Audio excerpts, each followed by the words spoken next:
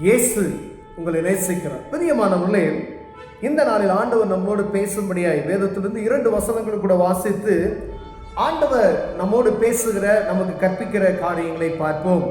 அது எரேமியா தீர்க்கதரிசியின் புஸ்தகம் 16வது அதிகாரம் 11, 12 வசனங்கள் இப்படியாக சொல்லுகிறது.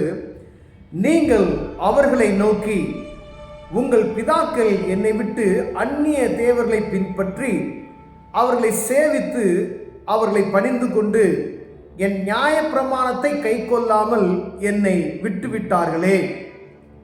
நீங்கள் உங்கள் பிதாக்களை பார்க்கிலும் அதிக கேடாக நடந்தீர்களே. இதோ உங்களில் ஒவ்வொருவரும் என் சொல்லை கேளாதபடிக்கு உங்கள் பொல்லாத இருதய கடினத்தின்படி நடக்கிறீர்கள். பிரியமானவர்களே, ஆண்டவர் எரேமியா தீர்க்கதரிசிட்ட சொல்லி மக்கள்கிட்ட சொல்ல வேண்டிய காரியத்தை சொல்லு அப்படின்னு சொல்றார். உங்கள் பிதாக்கள் அந்நிய தேவர்களை பின்பற்றி வணங்காக்கழுத்தோர்களைப் போல நடந்தார்கள். ஆனால் அவர்களை காட்டிலும் நீங்கள் என்ன செய்றீங்களா? கேடுள்ளதாய் நடந்து அவங்க இருதயத்தை கடினப்படுத்தி அப்படின்னு சொல்றாரு. உங்க இருதயத்தை நீங்க கடினப்படுத்தி என்னை விட்டு தூர போயிருக்கீங்க அப்படின்னு சொல்றாரு. இந்த இருதய கடினத்து நிமித்தமாய் அநேக அற்புதங்கள், அடையாளங்கள் எங்க பார்க்கிறோம்? எகிப்து தேசத்துல நம்ம பார்த்தோம். இருதய கடினத்தை ஆண்டவர் உண்டாக்கினார். யாருக்கு? எகிப்து தேசத்தினுடைய பார்வோனுக்கு ஆண்டவர் உண்டாக்கினார். அது ஆண்டவருடைய நாமத்தை அவன் அறிந்து கொள்ளும்படியாய் ஆண்டவர் அங்கு அநேக அற்புதங்களாலும் அடையாளங்களினாலும் தெய்வத்தை எப்படியாவது அவர்கள் அறிந்து கொள்வார்கள் என்று அங்கு அநேக காரியங்களை செய்கிறார்கள். ஆண்டவர் அற்புதங்களை செய்தார். ஒரு பக்கம் அற்புதம், ஒரு பக்கம் கடின இருதயம் பார்வோனுக்கு உண்டாக்கப்படுகிறது. கடின இருதயத்தின் நிமித்தம் அநேக நஷ்டங்கள், வியாதிகள், பயங்கரமான பிரச்சனைகளை உண்டாக்குறதை பார்க்க முடிகிறது. பிரியமான 3 விதமான காரியங்களை இதில் பார்க்கிறோம். இந்த நஷ்டங்களும் உண்டாகுது, அநேக விதமான காரியங்கள் இந்த கடின இருதயத்தின் நிமித்தம். அப்ப இந்த காரியம்லாம் நம்ம வாழ்க்கையில வராம இருக்குன்னா கடின இருதயத்தை ஆண்டவர் என்ன செய்றாரு? எடுத்து போடு. ஆண்டவர் சொல்றாரு, உங்கள் இருதய கடினத்தின் நிமித்தம் நடக்கிறீர்கள். ஆண்டவருடைய சத்தத்துக்கு நம்ம செவி கொடுக்காதபடிக்கு, இன்னைக்கு வேதம் வாசிக்கிறீங்க, பைபிள்ல நடக்கிற அந்த வசனத்துக்கு பிரகாரம் நடக்கிறதுக்கு நம்ம கொஞ்ச நாளும் நம்மளை அர்ப்பணிக்கிறோமா அப்படின்னு சொல்லி பார்த்தோம்னா அப்படி கிடையாது. இன்னைக்கு சர்ச்சுக்கு போறோம், இன்னைக்கு வசனத்தை ஆண்டவர் நம்மளோடு பேசியிருக்கிறார். அந்த பேசின வசனத்தை ஆண்டவர் என்னோடு பேசுங்க, அதன்படி நடக்குவதற்கு எனக்கு கிருபை பாராட்டுங்க அப்படின்னு சொல்லி அந்த ஆண்டவர் சொன்ன வார்த்தையை நடக்க எத்தனை பேர் ஒப்பு கொடுக்கிறோம் அப்படின்னு பார்த்தா, வசனம் கேட்கிறோம், நல்லா இருக்கு, நீங்க பயங்கரமா இருந்துச்சு ஆராதனை, ஆண்டவர் என்னோடு பேசினார் அப்படின்னு சொல்லி எத்தனை பேர்கிட்ட ஆண்டவர் பேசினார் அப்படின்றதை மாத்திரம் தான் நம்ம கணக்கு பார்க்க முடியும். ஆண்டவர் எல்லாத்துக்குமே பேசுறார்.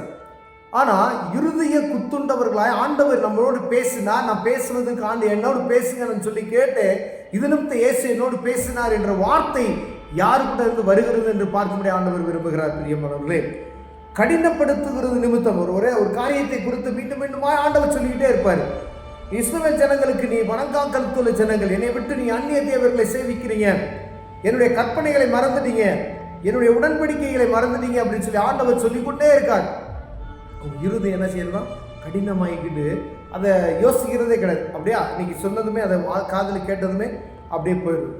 ஆனால் ஒரு பெரிய ஆபத்து வரும்பொழுதுதான் என்ன செய்யறாங்க? தேவனை நோக்கி, அப்பா ஆண்டவரே, நாங்கள் துன்பத்தில் மாட்டிக்கிட்டோமே அப்படின்னு சொல்லி ஆண்டவர் அப்ப என்ன சொல்வார்? ஒரு ரட்சகனை ஏற்படுத்துவார். இதுதான் நடக்கிறது. ஆனால் இங்க என்ன சொல்வார் பாருங்க, ஆண்டவர் கடின இருதயத்தின்படி நீ நடக்கிறீங்க, அதனால என்ன செய்றீங்க? உங்களை புறதேசத்துக்கு தான் நான் துரத்தி விடுவேன் அப்படின்னு சொல்றார். நீ அறியாத தேவர்களை சேவிக்க முடியும், அப்படிப்பட்டதான காரியத்துக்கு நான் தள்ளி விடுவேன் அப்படின்னு சொல்லி. அப்ப நம்ம எவ்வளவு கவனமாக இருக்கும்படி ஆண்டவர் விரும்புகிறார். ஆண்டவர் இந்த வார்த்தைகளை பூரா சொல்லிட்டு வர்றது, நீ கவனமாயிரு, கடினப்படுத்தாத இருதயத்தை, கர்த்தருடைய வார்த்தைக்கு செவி கொடு, வசனத்துக்கு செவி கொடு, உன்கிட்ட பேசுற ஊழியக்காரங்களுக்கு செவி கொடு அப்படின்னு சொல்லி. ஆனா நம்ம இருதய கடினத்தின் நிமித்தமாய் மீண்டுமாய் நம்ம அந்த காரியத்தை விட்டு என்ன செய்யறோம்? ஒரு ஆண்டவர் இந்த காரியத்தை செய்யாத அப்படின்னு சொல்லி மீண்டுமாய் நம்ம செய்யும் பொழுது ஆண்டவருடைய கோபாக்கினை என்ன செய்யும்? நம்ம மேல வரும். பிரியமான அப்பொழுது நம்ம ஒன்றும் செய்ய முடியாது. தண்டனை அனுபவித்து அதுக்கப்புறம் தான் நம்ம தப்பித்துக் கொள்வதற்கு தேவ சமூகத்துக்கு வர முடியும். தாவீது ராஜா தவறு செய்தால் தண்டனையை அனுபவிக்கிறார். அப்ப ஆண்டவருடைய பிள்ளைய தவறு செய்தார், ஆண்டவர் பேசினாரு, செய்யாதன்னு ஒரு காரியத்தை சொல்றாரு. அப்ப அந்த காரியத்தை நம்ம மீண்டும் செஞ்சோம்னா அதுக்குள்ள தண்டனை நம்ம அனுபவிக்கணும்.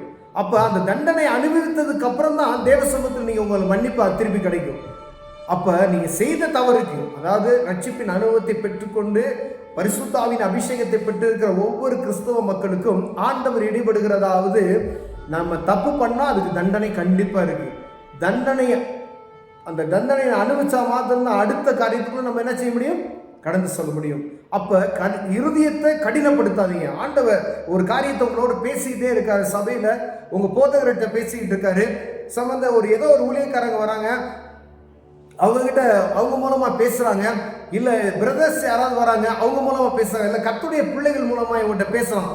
ஒரு காரியத்தை குறித்து மீண்டும் மீண்டுமாய் ஆண்டவர் உங்களோடு ஏதோ ஒரு காரியத்தை சொல்லிக்கொண்டே இருக்கிறார். ஆனால் அந்த வார்த்தைக்கு செவி கொடுத்து நடப்போமே ஆனால் ஆண்டவர் நம்மளை ஆசீர்வதிக்க வல்லமையுள்ளவராக இருக்கிறார். பிரியமானவர்களே, இல்லாத பட்சத்தில் கடினப்படுத்தணும்னா இருதயத்தை தேவ சமூகத்துல தண்டனைகளை அனுபவித்து அதற்கு பின்பதாக தான் தேவ சமூகத்தில் என்ன செய்ய முடியும், ஒன்றிணைக்க முடியும். பிரியமானவர்களே, அப்ப ஆண்டவர் சமூகத்தில் இருதயத்தை கடினப்படுத்தாதபடிக்கு ஆண்டவர் சொல்கிற வார்த்தைக்கு செவி கொடுத்து உடன்படிக்கைகளை கற்பனைகளை கைப்பிடித்து நடக்குவதற்கு ஆண்டவர் நமக்கு சொன்ன பிரகாரம் நடப்போமேனால் ஆண்டவர் நம்மை ஆசீர்வதித்து காக்க வல்லமையுள்ளவராக இருக்கிறார்.